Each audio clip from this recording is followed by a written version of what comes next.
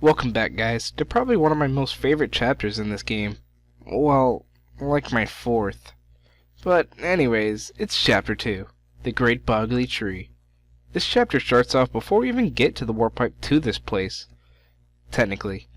We find out from a tiny little friend named Punio that his family and friends, the Punies, were attacked by strangers and now require some assistance to clear out these strangers from their home, the Great Boggly Tree. As we head towards his home, we run into these shadowy figures. To be honest, I really don't know what to consider them since they're not human. I don't think. Mario, not really concerned about the gang, just minds his own business and keeps exploring. As we venture on through the boggly woods, we finally reach the tree. But as soon as we get closer, we soon find out that the attackers recently installed a door, making it impossible for us to get in. Punio, after a long processed thought, remembers that there is another entrance that is hidden by an invisible thingy. And to remove this thingy, we need the powers of Madame Flurry, the beautiful wind spirit that resides deeper in the woods. So Mario, without hesitation, ships off to find her. But when we end up finding where she lives, we soon find out that she's not in her house at the moment, or so we assume. But when we get closer to the door to her room, she yells out to us saying that no one can see her. She then tells us that no one can see her until she has obtained her recently lost necklace that she loves. She thinks she may have dropped it in the woods when she was walking about. But wait a minute, we, or should I say, us gamers, remember seeing a lost necklace in one of the shadowy figures' possession. We head straight back to the entrance of the woods to see if the gang is still there to find out if that was indeed Madame Flurry's necklace. When we finally run into them again, it turns out that the shadows were actually sent on a mission by Sir Grotus to ambush Mario when he gets to the woods. They failed on that part. But anyways, the three shadow beauties, according to Vivian, the cutest one of the gang, attack Mario to see if they can make up for their failure on realizing Mario was the target.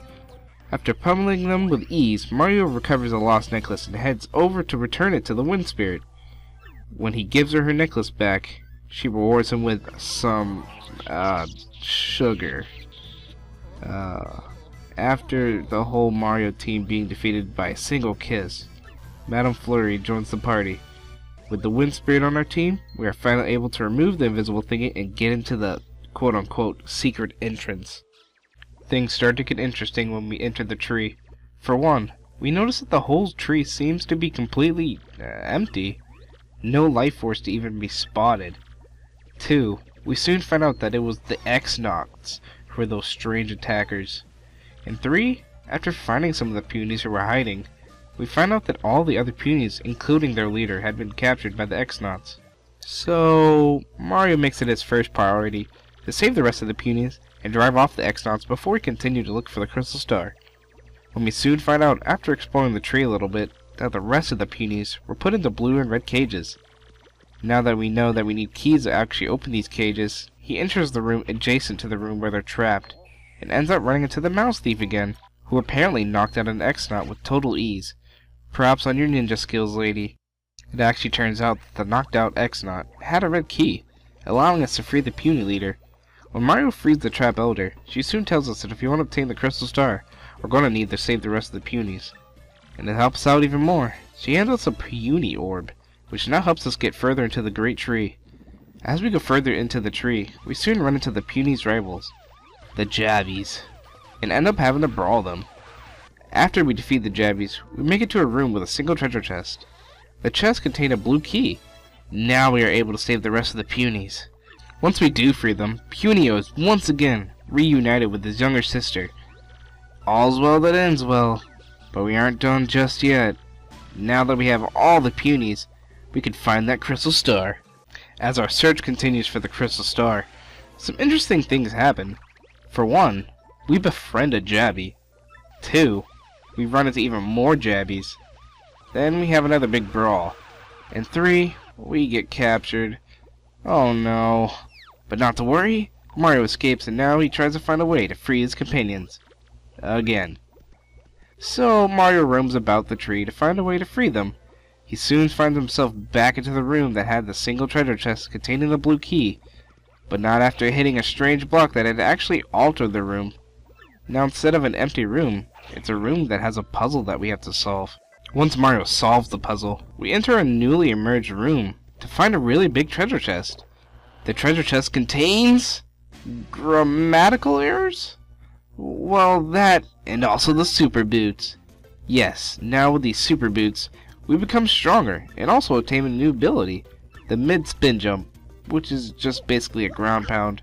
With this new ability, we are able to break these gray X's on the ground, which there so happens to be one inside the cage where the peonies were captured in, again, making it possible to free them.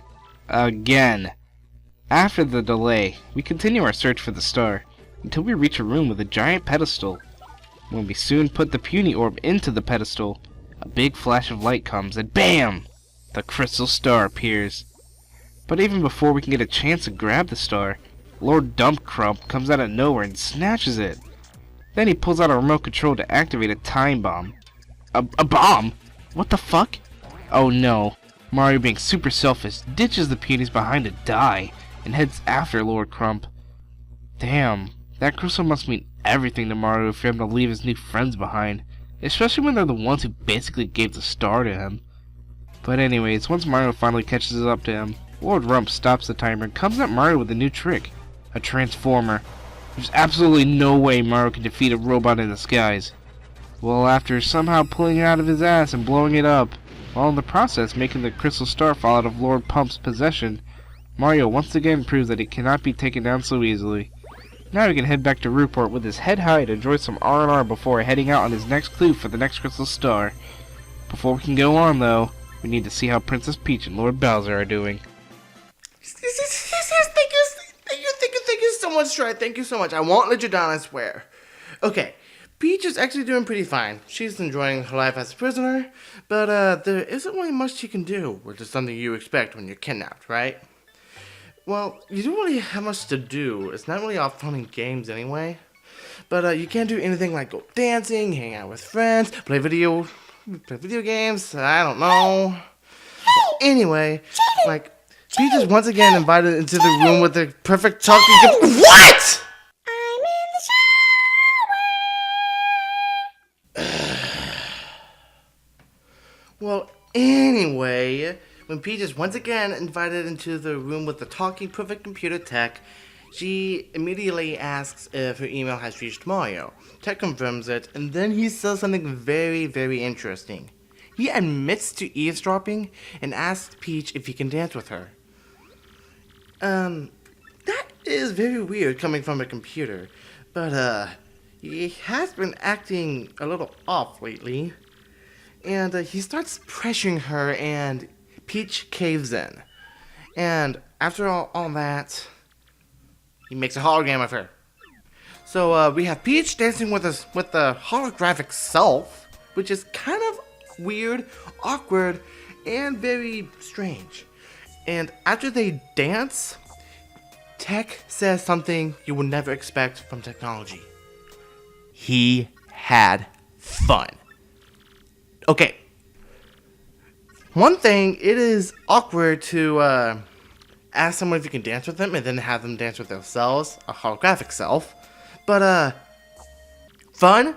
That is something a human would feel. Oh my gosh, Tech. You are experiencing human emotions. What's wrong with you?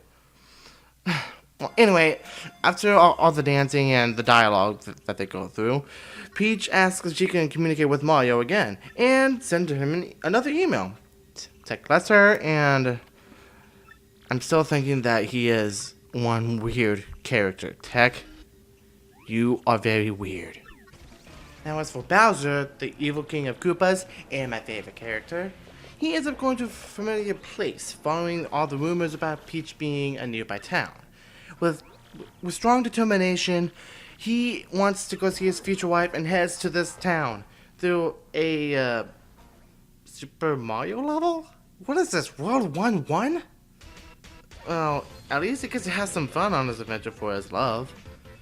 Well, when Bowser gets to this town to see Peach, or at least try to find her, he gets a rude welcome from, hear this, the greeter from Petalburg. And, yeah, is Peach there? Well, we soon find out that, wait, what? hang on. Peach, why? I thought you were with Tech. What's going on here? Peach, why are you... Oh. Jeez. A poster. Poster? No! No, I look like the great big king of guys who talk to posters. Sorry, Bowser. Sad matter of life. Well, that concludes all these interludes. My name is Jaden from Siblings of War, and thank my brother Jordan for voicing Bowser. Professor Frankly here. Jordan here. I'm also from Siblings of War. Yeah, Jadria didn't really do anything, but yeah, I have it right here. Say hi, Jadria. Oh my god, where am I? Anywho, let people know about these checklist episodes. These are actually very entertaining, people.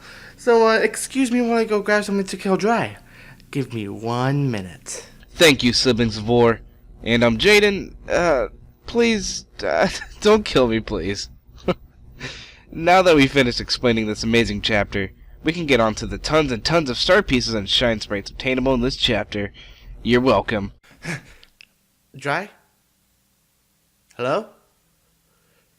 Dry? Dang it, he left!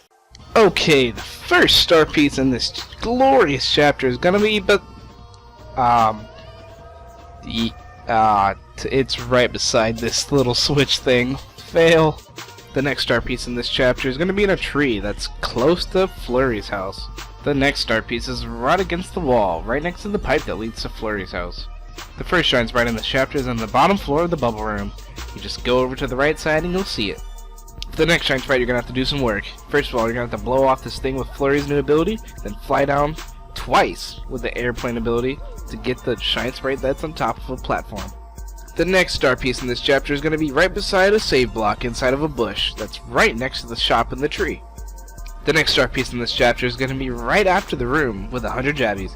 It's going to be right behind the warp pipe that you go down. The next star piece that can be found in this chapter is going to be in the room below where Mario and the Punies got trapped. It's going to be right behind the warp pipe. The next shine sprite in this chapter is going to be right below the room with the puzzle. You just need to keep jumping and jumping. And jump and get it. Another shine sprite in this chapter is going to be in the room filled with water. It's right there, you can't miss it. The next star piece you're going to find in this chapter is when you're chasing after Sir Grotus and he sends out those first Eknoks after you. It's in that first bush right after you defeat him. The next star piece you're going to find is going to be in the room where you first use the Puny Orb. It's going to be hidden in a hidden panel right below the 2 warp pipes. The next one you can either run while you're facing after Sir Grotus, or you can come back and get it any time, but it's going to be in the blue cage where the Punies were first held. Once you're finished with the Peach and Bowser interlude, go back to Flurry's house because in her room, there's a hidden panel that has a star piece. Once you come back out of the warp pipe from Boggly Woods, there's a hidden panel, just double A. The next star piece is going to be in the room where you first met the black chest. It's going to be in the hidden panel right below it. The next star piece is going to be in the 1000-year door room. It's going to be a hidden panel right below the pedestal. The next star piece is going to be back in Rogueport. It's going to be right in front of Frankly's house in a hidden panel. If I were you, I'd go back into Underground Rogueport real quick, because there's one in a hidden panel where you first fought the 3 Goombas. Back up in Rogueport, there's a hidden panel right below the gallows of Central Rogueport. There's also another one in Central Rogueport. Just go in the back alley where the thief was, and find that hidden panel. Go for it. The next one to be found, which is the star piece of course, is going to be in a hidden panel, right in front of the Pianta Parla.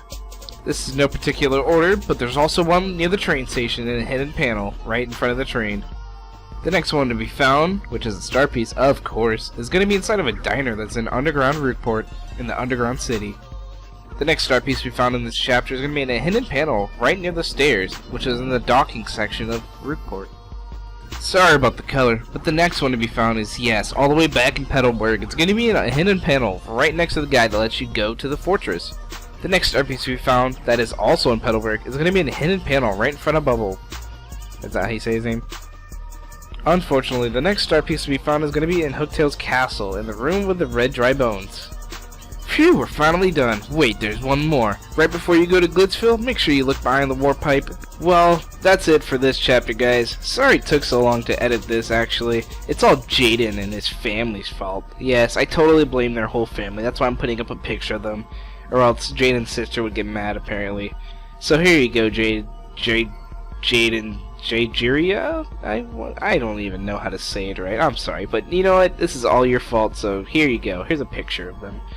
So, enjoy that. Because now we're gonna go back to my icon. That's all the fucking. Oh god, I just cursed. Oh god, I'm so bad. This is unscripted, so this is unprofessional of me. But anyways, thank you guys for watching. I do want a favor from you guys. I would like you guys to tell your friends about this checklist thing. I think it's gonna be a really good idea, and I don't mind doing checklists for any game. I just need to get the game, obviously, and play it a little bit and get a little refresher. Yeah, you know, before I start doing a checklist on it. These checklists won't be as long, and the story modes are pretty much what I'm like doing this little story thing for Paper Mario. I'm not gonna do it for every checklist. That's the only reason why it's taking so long. So I hope you guys like this story thing because I think it's pretty entertaining, especially what Jaden did. I really do appreciate it, Jaden. I'm not really pointing fingers by saying it's all your fault. Well, I kind of am, but anyways. Thank you guys for watching. Whatever. Stay tuned for the next episode when we go to Glitzville. The best chapter ever.